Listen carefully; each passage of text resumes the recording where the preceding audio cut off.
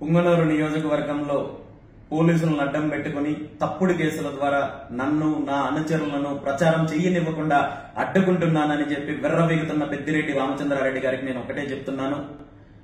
పుంగనూరు నియోజకవర్గంలో మార్పు కావాలి, అభివృద్ధి కావాలి, రైతులకు మంచి జరగాలి, యువతకు మంచి జరగాలి, పారిశ్రామిక అభివృద్ధి జరగాలి.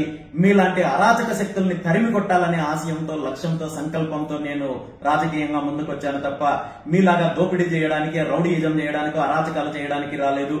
నా సంకల్పానికి ఆ భగవంతుడు ఆశీస్సులున్నాయి, నియోజకవర్గ ప్రజల మద్దతుంది. మీరు ఎన్ని కుట్రలు చేసినా, ఎన్ని కుతంత్రాలు చేసినా, ఎన్ని వేధింపులకు గురి చేసినా ఈసారి నా విజయాన్ని ఎవ్వరూ అడ్డుకోలేరని ఈ సందర్భంగా నేను తెలియజేస్తున్నాను.